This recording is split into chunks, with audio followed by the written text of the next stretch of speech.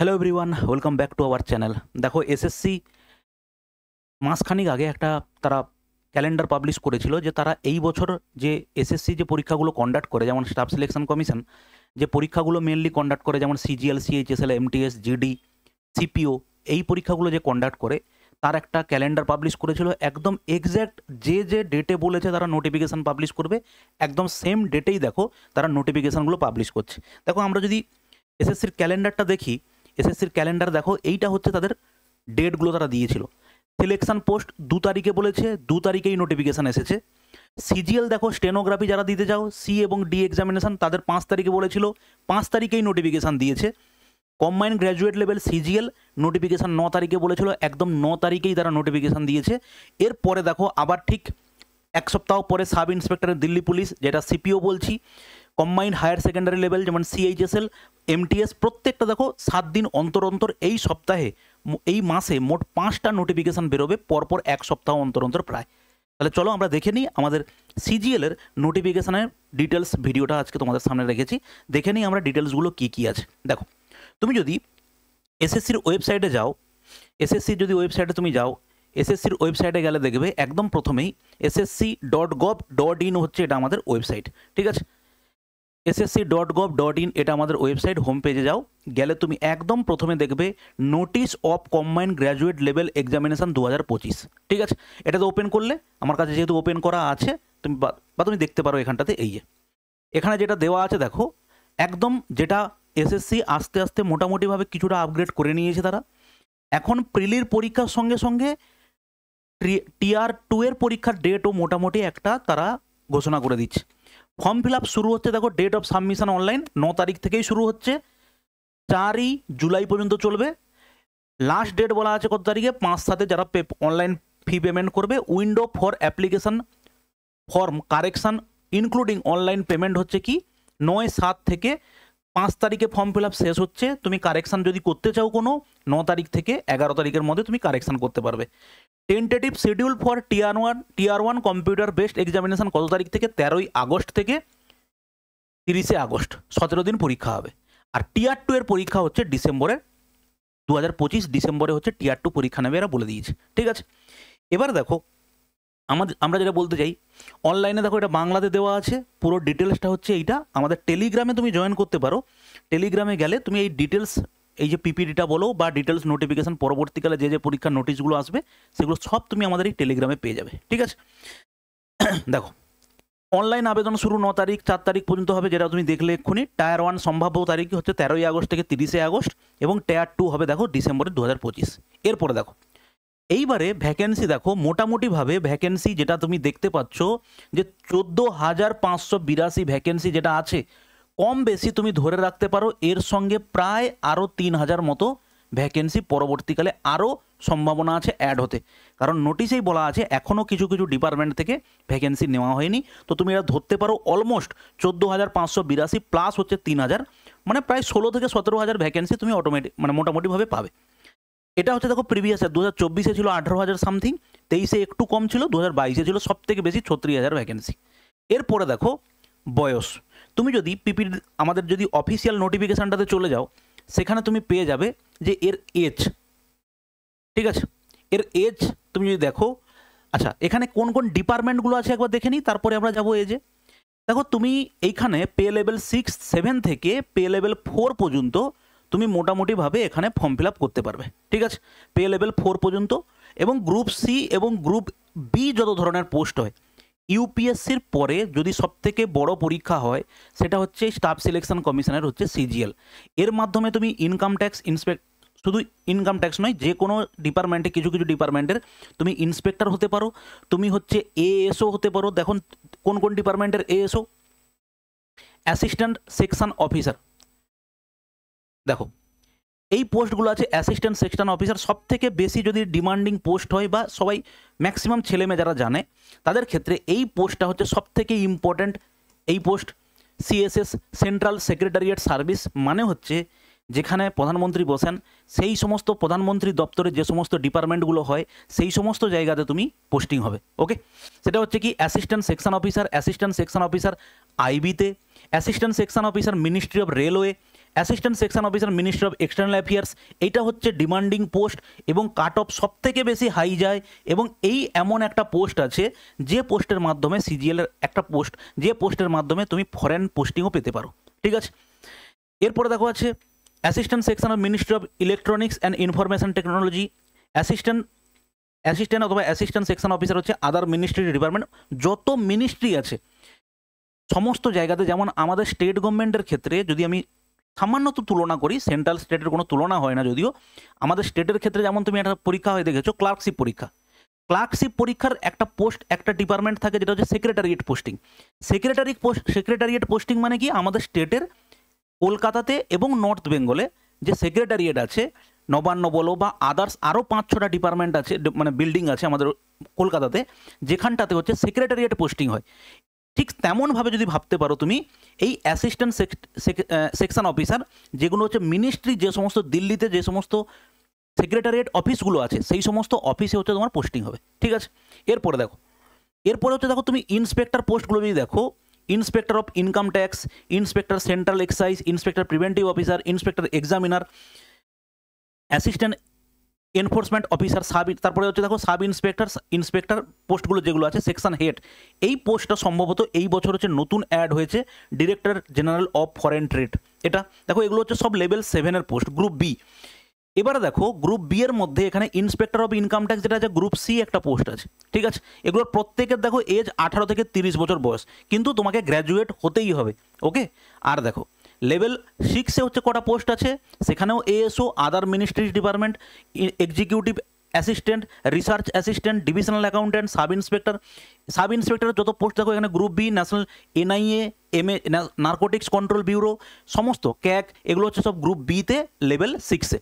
ওকে, এরপরে দেখো হচ্ছে মোটামুটিভাবে লেভেল 5-এ যে কটা পোস্ট আছে, অডিটর সব লেভেল, অ্যাকাউন্ট্যান্ট সব লেভেল 4-এ, লেভেল 5-এ আছে, এবং সব গ্রুপ সি পোস্ট। ওকে, আচ্ছা আর একটা হয় যেটা হচ্ছে তুমি এক্ষুনি দেখবে, যেটা হচ্ছে জুনিয়র স্ট্যাটিস্টিক্যাল অফিসার। আমরা দেখবো তার জন্য আলাদা একটা কোয়ালিফিকেশান লাগে, সেটা তো সবাই পরীক্ষায় বুঝতে পারে না। ঠিক আছে ভাই, দেখো তাহলে মোটামুটিভাবে আমাদের যেটা দেখতে চাইছিলাম যে এজটা, তাই তো, দেখো এজটা দেখে নাও,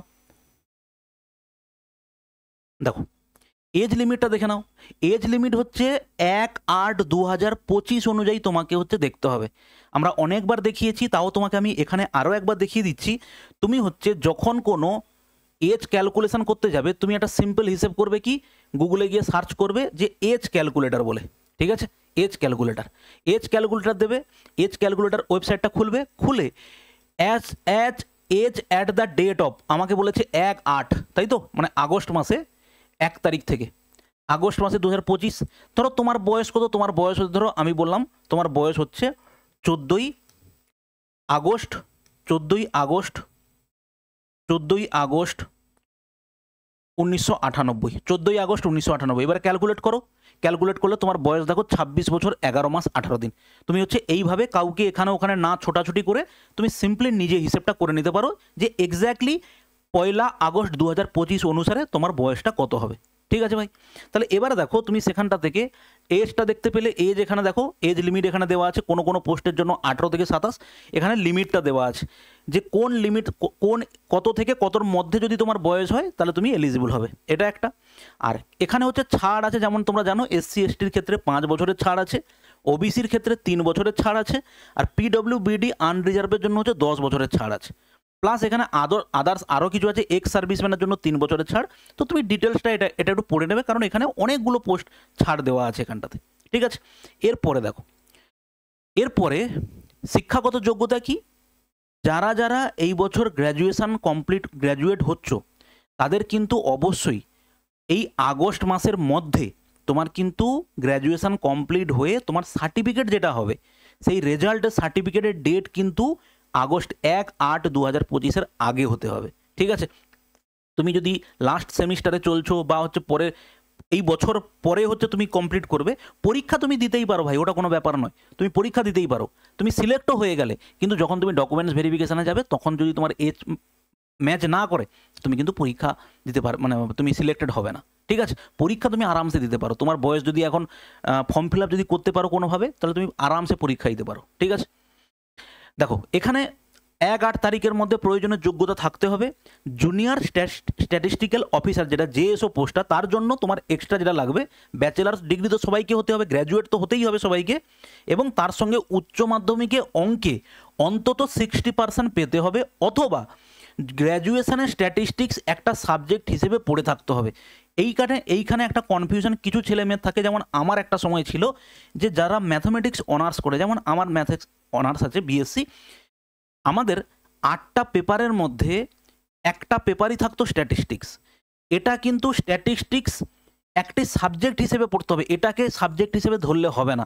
তুমি যদি পাশের সাবজেক্টে স্ট্যাটিস্টিক্স রাখো তাহলে কিন্তু তুমি এলিজিবল হবে, আর না হলে তোমার স্ট্যাটিস্টিক্সে অনার্স হতে হবে। এইটা হচ্ছে ব্যাপার।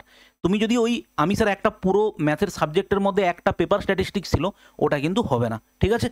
এবার দেখো, স্ট্যাটিস্টিক্যাল ইনভেস্টিগেটর গ্রেড 2 স্বীকৃত বিশ্ববিদ্যালয় বা ইনস্টিটিউট থেকে স্ট্যাটিস্টিক্স সহ যে কোনো বিষয়ে স্নাতক ডিগ্রি প্রার্থীদের পার্ট 1, পার্ট 2 এবং পার্ট 3 অথবা 3 বছরের ডিগ্রি কোর্সে 6টি সেমিস্টারের ডিগ্রি পর্যায়ে স্ট্যাটিস্টিক্স বিষয় অধ্যয়ন করতে হবে। এদের জন্য তোমাকে আলাদা একটা পরীক্ষা দিতে হবে, টিয়ার 2তে একটা আলাদা পেপার দিতে হবে, সেটা আমরা একটু পরেই দেখব। এবার দেখো, যে ডিটেলস তোমাকে পোস্টগুলো বলছিলাম, সেই পোস্টগুলো এখানে পদ, দপ্তর, বেতন কাঠামো সাজানো আছে পরপর করে, এটা তুমি দেখে নেবে। এরপরে দেখো সিলেকশন প্রসেস কী আছে। সিলেকশন প্রসেস দেখো, টায়ার 1 হচ্ছে সিম্পল কোয়ালিফাইং, এর নাম্বার কোনো যোগ হবে না। টায়ার 2 এর উপরে হচ্ছে মোটামুটিভাবে তোমাকে চাকরি সিলেক্ট হবে তুমি, আর ডকুমেন্ট তারপরে হচ্ছে ডকুমেন্টস ভেরিফিকেশান। এবার দেখো, আমাদের ওয়েস্ট বেঙ্গলে এক্সাম সেন্টারগুলো হচ্ছে মোটামুটি এই জায়গাতে আছে। রেলওয়ের মতো পরীক্ষার সেন্টার কিন্তু কোনো স্টেটের বাইরে পড়ে না, তুমি যে যে সেন্টারগুলোতে চুজ করবে মোটামুটিভাবে সেইখানেই হচ্ছে তোমার পরীক্ষার সেন্টার পড়ে। এবার দেখো, এখানে এক্সাম প্যাটার্ন কী আছে। আমরা যদি নোটিশটাতে চলে যাই, নোটিশটাতে তুমি দেখতে পাবে এক্সাম প্যাটার্ন কী আছে। এক্সাম প্যাটার্ন দেখো, এখানে স্ট্যাটিস্টিক্যাল যেটা তোমাকে ওখানে ডিটেলসে আমি বাংলায় লিখে দিয়েছি, সেটা তোমার এখানটাতে ইংলিশে লেখা আছে, ঠিক আছে। এবার দেখো, এবারে এক্সাম প্যাটার্ন যদি দেখো, এক্সাম প্যাটার্ন হচ্ছে তুমি কি পাবে, এক্সাম প্যাটার্ন হচ্ছে, এটা হচ্ছে টিয়ার 1, ওকে, এক মিনিট, এটা হচ্ছে দেখো টিয়ার 1। টিয়ার 1-এ কী থাকে, জিআই থাকে, জেনারেল অ্যাওয়ারনেস থাকে, কোয়ান্ট থাকে এবং ইংলিশ থাকে। জিআই, জিকে, ম্যাথ এবং ইংলিশ। এবার এখানে অনেক লোক প্রশ্ন করতে আসবে, স্যার পরীক্ষা কি বাংলায় দেওয়া যায়? ওটা তুমি নিজে খুঁজে দেখে নাও বাংলায় দিতে পারবে কি পারবে না, ওকে। আর এইটা এক্সপেকটেশান রাখো না ভাই যে এই পরীক্ষা তুমি বাংলায় পড়ে উদ্ধার করে দেবে, এটা হয়নি আজ পর্যন্ত কখনো, ঠিক আছে। তো এক্ষেত্রে দেখো 25টা করে প্রশ্ন আছে, 25টা করে প্রশ্ন, এবং প্রত্যেকটা প্রশ্নের নাম্বার হচ্ছে 2 নাম্বার করে, এই করে টোটাল 200 নাম্বারের হচ্ছে পরীক্ষা হয়, ঠিক আছে। 100টা কোশ্চেন থাকে, 200 নাম্বারের করে পরীক্ষা হয়। এবার দেখো 1 ঘন্টায় তোমাকে পরীক্ষা দিতে হবে, এবং এখানে কাট অফ মার্কস থাকে, সরি এখানে হচ্ছে নেগেটিভ মার্কস থাকে হচ্ছে 0.5 করে তোমার নেগেটিভ মার্কস থাকে। এবার দেখো, এটা হচ্ছে টিয়ার 1, তোমাকে শুধু কোয়ালিফাই করতে হবে। এরপরে টিয়ার 2তে দেখো, এইখানে হচ্ছে ব্যাপারটা, আসল ব্যাপার হচ্ছে এইখানে টিয়ার 2তে। টিয়ার 2তে দেখো পেপার 1 এবং পেপার 2 বলে দুটো পেপার থাকে, ঠিক আছে। পেপার 1 হচ্ছে সবার জন্য কম্পালসারি, যারা হচ্ছে টিয়ার 1 কোয়ালিফাই করবে তাদেরকে চাকরি পেতে গেলে প্রত্যেকে টিয়ার 2 পরীক্ষা দিতে হবে। টিয়ার 2তে দুটো সেশান থাকে, সেশান 1 থাকে এবং সেশান 2 থাকে। সেশান 1 2 ঘন্টা 15 মিনিটের জন্য, আর সেশান 2 থাকে শুধুমাত্র 15 মিনিটের জন্য। সেশান 2তে কী থাকে স্যার, সেশান 2তে থাকে ডাটা এন্ট্রি স্পিড টেস্ট, প্রত্যেককেই টাইপ স্পিড দিতে হবে, টাইপের পরীক্ষা দিতে হবে। ওটা যদি ফেল করে যাও টোটালি তুমি পরীক্ষা থেকে ফেল, তুমি যত ভালো স্কোরই করো না কিনা। এবারে দেখো সেশান 1-এর ক্ষেত্রে সেকশান 1 এবং সেকশান 2 আছে। সেকশান 1 ম্যাথামেটিক্স এবং রিজনিং 30টা করে প্রশ্ন থাকবে, টোটাল হচ্ছে 180 নাম্বার, যেটা হচ্ছে দেখো 30টা প্রশ্ন 60 নাম্বার, সরি 3 নাম্বার করে, প্রত্যেকটা কোশ্চেন 3 নাম্বার করে, 60টা প্রশ্ন 180 নাম্বার। ইংলিশে শুধু দেখো, ইংলিশে 45টা প্রশ্ন থাকবে, 135 নাম্বার থাকবে শুধু ইংলিশ থেকে, আর জেনারেল অ্যাওয়ারনেস থাকবে 25টা প্রশ্ন, 25টা প্রশ্নের জন্য 25 × 75, তাহলে টোটাল 45 আর 25 দেখো কত, 70টা প্রশ্ন, সেখানে 210 নাম্বার। মানে তোমার টোটাল হচ্ছে, তুমি যদি দেখো ভালো করে, তোমার পরীক্ষা হচ্ছে 180, আর এখানটাতে হচ্ছে স্যার কত, 180 এবং হচ্ছে 210, তার মানে টোটাল এই 390 নাম্বারের মধ্যে তোমার পরীক্ষা হবে। এবং এইটা এমন একটা জায়গায় গেছে যে গতবারে মোটামুটিভাবে 350 কাছাকাছি হচ্ছে প্রায় ছিল কাট অফ, 350-র উপরে না পেলে তুমি সিলেক্টই হবে না, কোনো একটা পোস্টই পাবে না, ঠিক আছে। অতএব সেইভাবে চলো, 390 নাম্বারের টোটাল পরীক্ষা, এবার ভালো করে ভাবো, আমি কেন তোমাদেরকে সবসময় ইংলিশ পড়তে বলি। এই টিয়ার টুতে এসে এখানে 45টা প্রশ্ন, 45 ইন্টু 3, 135 মার্কসের টোটাল তোমাকে ইংলিশে পরীক্ষা দিতে হবে। আর এখানে দেখো তুমি অঙ্কতে কত নাম্বার, অঙ্কতে 90 নাম্বার, জিআইতে কত নাম্বার, জিআইতে 90 নাম্বার, জিকেতে কত নাম্বার, জিকেতে হচ্ছে 75 নাম্বার। তাহলে ভালো করে ভাবো, তোমাকে আমি একটা ম্যাথের টিচার হয়েও কেন তোমাকে সবসময় ইন্সপায়ার করি ইংলিশটাকে পড়ার জন্য। এরকম নয় যে ইংলিশ পড়ে নিলে তোমার থেকে কেউ নিয়ে নেবে পরে, কিন্তু এই যে পরিশ্রম করতে চাও না, এটা হচ্ছে সব থেকে বড় প্রবলেম। ঠিক আছে, না হলে এই ধরনের বড় বড় একটা চাকরি, এমন একটা পোস্ট যেগুলোতে শুধু ওই আমি রিলস বানাবো সেই জন্য নয়, তুমি একটা স্যালারি শুনলে মাথা খারাপ হয়ে যাবে। এইবারে পে কমিশনের পরে যেখানে লেভেল 7 লেভেল 6-এর পোস্টের স্যালারি হবে 1 লাখ টাকার থেকে শুরু, আরও বেশি, কম নয়। যেখানে মিনিমাম বেতন শুরু হবে সেন্ট্রাল গভর্নমেন্টের 50,000-এর উপরে। তাহলে বুঝতে পারছো এই সমস্ত চাকরির ক্ষেত্রে স্যালারি কোন জায়গায় যাবে। ঠিক আছে, চলো শুরু, আর বাকিটা দেখে নাও। এই গেল হচ্ছে ব্যাপার, এটা হচ্ছে সেশন 1। সেশন 2-তে থাকবে কি, আচ্ছা সেশন 1-এ সেকশন 1 সেকশন 2 হলো, সেকশন 3 একটা আছে যেটা হচ্ছে তোমার কম্পিউটার নলেজ টেস্ট, যেটা হচ্ছে 20 নাম্বার। এইটা হচ্ছে কোয়ালিফাইং ভাই। এখানে কম্পিউটার, এখানে 3 নাম্বার করে প্রত্যেকটা প্রশ্ন। কম্পিউটার নলেজ টেস্ট থেকে 20টা প্রশ্ন থাকবে, কিন্তু 20টা তোমাকে এটা কিন্তু মিনিমাম স্কোর একটা করতে হবে, না হলে কিন্তু তুমি সিলেক্ট হবে না। ঠিক আছে, আচ্ছা এরপরে দেখো যে স্ট্যাটিস্টিক্সের পরীক্ষা দেবে তার জন্য 100টা প্রশ্ন, 200 নাম্বার থাকবে। এবার দেখো টিয়ার 2 will include conducting of paper 1 paper 2 in separate shifts। ঠিক আছে, paper 1 is compulsory for all posts, paper 2 will be for only those candidate who apply for the post of junior statistical officer in the ministry of statistics মুক্তমুখ, যেটা দেখলাম আমরা। আচ্ছা paper 1 will include 4 section 1 section 2 section 3 section 4। paper 1 will be conducted in 2 session 1 and session 2 on same day। দেখো paper 1 will be conducted, paper 1টা কোনটা আমরা এক্ষুনি দেখলাম, paper 1-এর মধ্যে এই দুটো জিনিস আছে। পেপার 1 এবং পেপার 2 এটা কিন্তু আলাদা দিনে নয়, একই দিনেই হবে। পেপার 1 কমপ্লিট, তারপরেই পেপার 2 শুরু হবে। ঠিক আছে, এখানে সেটাই লেখা আছে, দেখো ভালো করে, যে paper 1 will conduct in 2 session 1 and session 2 on the same date। session 1 will include conducting of session 1 section 1 section 2 section 3, therefore duration of session 1 will be 2 hours 15 minutes। আর সেশন 2 দ্যাট ইজ হচ্ছে mathematical ability. এত যাই হোক details দেওয়া আছে, এগুলো এখানে দরকার নেই আপাতত। তুমি দেখতে পারো যে এখানে হচ্ছে তোমার ডিটেলস পেপার, যেটা তোমাকে এখানে বললাম সেটা এখানে লেখা আছে। পেপার 1 সকল পদের জন্য বাধ্যতামূলক, সময় 2 ঘন্টা 30 মিনিট। আর পেপার 2 জুনিয়র স্ট্যাটিস্টিক্যাল অফিসার এবং স্ট্যাটিস্টিক্যাল ইনভেস্টিগেটর। ঠিক আছে, এরপরে দেখো যেটা হচ্ছে তোমাকে বলা আছে, সেকশন এখানে দেওয়া আছে 3টে, ম্যাথামেটিক্স সাধারণ বুদ্ধি, এখানে হচ্ছে নাম্বারগুলো দেওয়া আছে। ভালো করে খেয়াল করো, ইংলিশে হচ্ছে ভাই 135 নাম্বার আছে। ঠিক আছে, অতএব ভালো করে ইংলিশটাকে নিয়ে পড়াশোনা করো। ওকে, তো এই হচ্ছে ডিটেলস, যেখানে ওখানে বুঝিয়ে দিয়েছি, তো এখানে আর বলছি না। জেএসও স্ট্যাটিস্টিক্স আবেদনকারীর জন্য 100 MCQ থাকবে, এই হচ্ছে ব্যাপার। সিলেবাস হচ্ছে টায়ার 1 টায়ার 2 এখানে সব সিলেবাস দেওয়া আছে। এবং দেখো একটা জিনিস, ওয়েটিং লিস্ট যেটা হচ্ছে, এটা লাস্ট আজকের নোটিফিকেশনের সবথেকে ইম্পর্ট্যান্ট এবং এসএসসির ক্ষেত্রে গুরুত্বপূর্ণ একটা পদক্ষেপ নেওয়া হয়েছে, ওয়েটিং লিস্ট।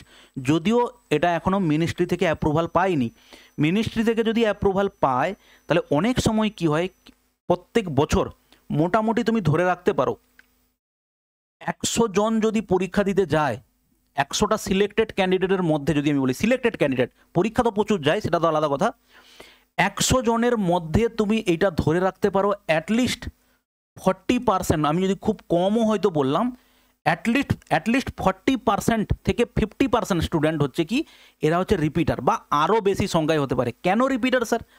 কেউ হয়তো সাব এসআই পোস্টে আছে, সে ইন্সপেক্টরের জন্য পরীক্ষা দেবে। কেউ ইন্সপেক্টরে আছে, সে হচ্ছে সিএসএসে বা এমইএতে এএসওর পোস্টের জন্য পরীক্ষা দেবে। অতএব প্রচুর সংখ্যক স্টুডেন্ট থাকে যারা হচ্ছে রিপিটার। আবার এটাও দেখা গেছে যে রিপিটার বলেই যে ও তার পরের বছর নিজের পোস্ট করতে পারে, এনহ্যান্স করতে পারে, এরকম নয়। এই জন্য বলি, কিন্তু এটা ফ্যাক্ট, 40% থেকে 50% যারা প্রত্যেক বছর পরীক্ষা দেয় শুধুমাত্র নিজের পোস্টটাকে বাড়ানোর জন্য। কেউ হয়তো দেখা যাবে ভুবনেশ্বরে পোস্টিং আছে, কেউ সাউথ ইন্ডিয়াতে পোস্টিং আছে, সে হচ্ছে কলকাতায় পোস্টিং নেবে। এই জন্য হচ্ছে কেউ হয়তো কলকাতায় পোস্টিং আছে, সে ধরো হচ্ছে লেভেল 6-এ আছে বা অডিটর আছে, সে অডিটর থেকে যাবে কোথায়, ইন্সপেক্টর পোস্ট খুঁজবে। বা ইন্সপেক্টর থাকে যদি কেউ চায় যে আমি হচ্ছে দিল্লিতে থাকবো, বেটার লাইফস্টাইলের জন্য সে কী করবে, সিএস এর জন্য বা এমই এর জন্য হচ্ছে প্রিপারেশন নেবে ভালো করে। অতএব তুমি দেখে নাও এই সমস্ত লোকের সঙ্গে কম্পিটিশান করতে হবে। আর এটা কিছুই না, এটা প্রত্যেক বছর চলে আসছে, এরকম নয় যে তোমার সঙ্গেই এই ঘটনা ঘটবে। তুমি দেখো, তুমি প্রিপারেশান নিয়ে তুমি এই বছর সিলেক্ট হয়ে গেলে, তুমি এর পরের বছর আবার তুমি রিপিটারের মধ্যে চলে আসবে।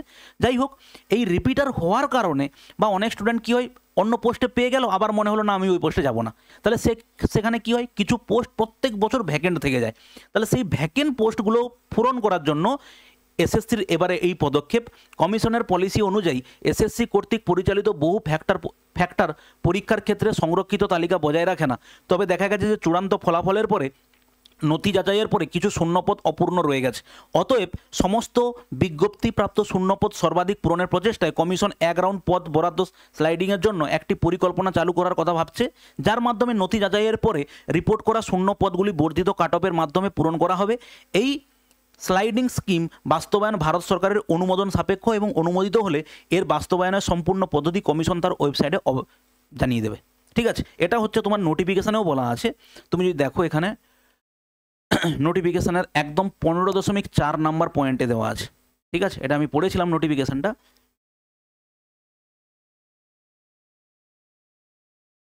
তুমি যদি চলে যাও 15.4 নাম্বার পয়েন্টে, 15.2, 15.3, এবার দেখো 15.4, এইটা হচ্ছে ইংলিশে এখানে দেওয়া আছে, ভালো করে দেখে নিতে পারো তুমি।